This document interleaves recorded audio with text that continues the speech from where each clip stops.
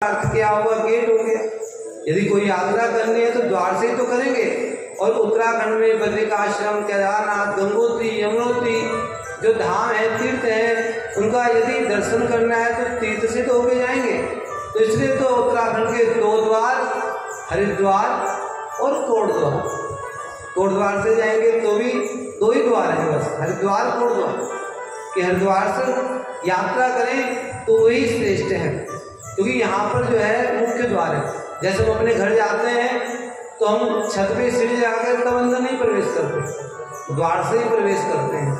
इसे कोई भी यात्रा हो तो द्वार से शुरू होती है, इसलिए इसका प्राचीन नाम गंगा द्वार है। और वर्तमान में हरिद्वार कहा, गंगा द्वार समीपे तु तटमानंद नामकम।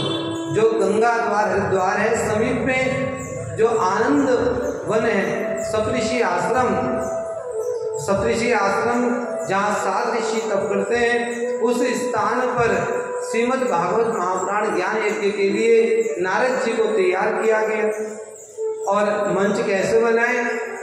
तो जो गंगा जी की बालुका है वह सेवकों के लिए कामधेनु है। ये जो बालू है कोई सामान्य नहीं है। बालुका का सुंदर मंच बनाया गया। जब सूर्य का प्रकाश बालुका पे पड़ता है तो ऐसे चमकती है कि मानो हीरे की जो है सुंदर समान चमकती है, जैसे चमकीले मोती डाल दिए। इसलिए गंगा जी की जो धेनु है वह सुंदर, जो सभी सेवकों का कल्याण करने वाली है। सुंदर मंच बनाया गया और सनक सनातन संत कुमार जी उन्हें व्यास पीठ पर बिठाया गया, मंच में बिठाया गया और नारद जी को कथा श्रवण करा रहे हैं।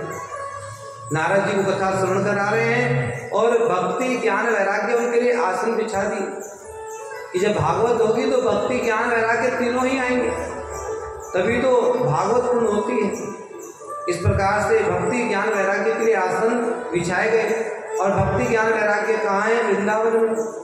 और जब कथा आरंभ की तो कथा जब आरंभ की, नारद जी अकेले यजमान है, वहाँ एक ही यजमान है। देखो कैसे भीड़ हो इकट्ठी हो, कैसे श्रोता है। जैसे एक जगह पर कथा हो रही थी ना, तो वहाँ पर व्यास जी करने लगे।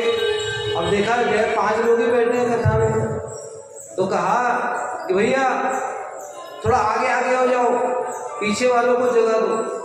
और जो बाहर सुन रहे थे अंदर भीड़ बहुत है, तो सबके सब अंदर आ गए धीरे धीरे।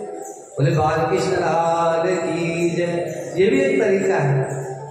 अब यहाँ तो भागवत तो आकर्षण करती है कि जो है भागवत अपने आप ही, क्योंकि भगवान जो कृष्ण है वो अपनी ओर आकर्षित करते हैं। साक्षात कृष्ण का स्वरूप है भागवत जी।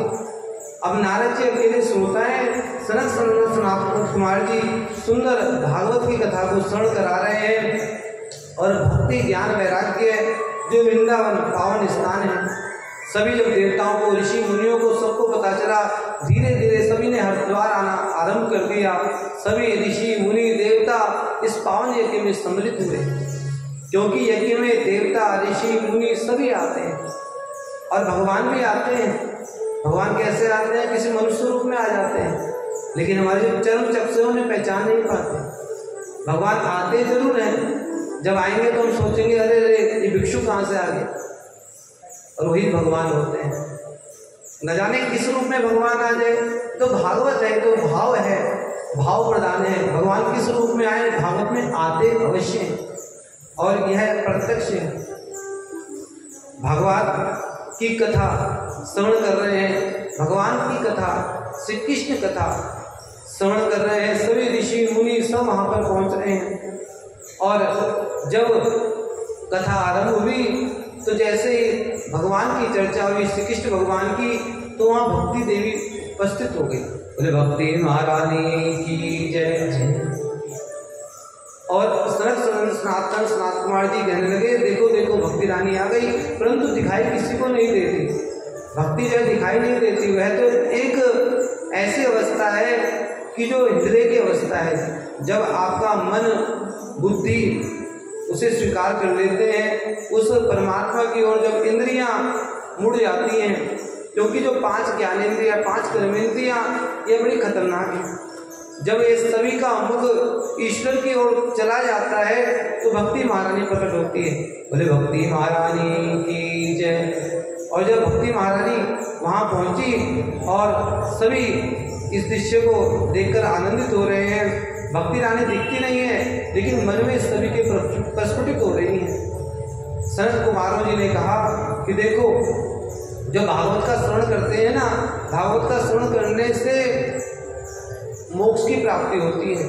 यहाँ तक कि जो प्रेत योनि में कोई जीव चला गया हो उसकी भी मुक्ति हो जाती है।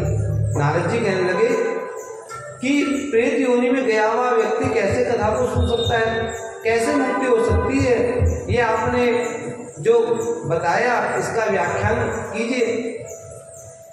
सनकादिक ऋषि कहने लगे, सुनो नारद जी, जिसने अपने जीवन में कोई सत्कर्म ना किया हो, एक पाप किया हो फिर दूसरा पाप किया हो, एक पाप के बाद दूसरा पाप, जीवन में कोई भी अच्छा कार्य ना किया हो, किसी ने कोई जीवन में सत्कर्म ना किया हो, किसी ने पूछा कि हल्की पैड़ी कहाँ है तो उसने ज्वाला को बताया, ऐसा भी पापी रहा हो।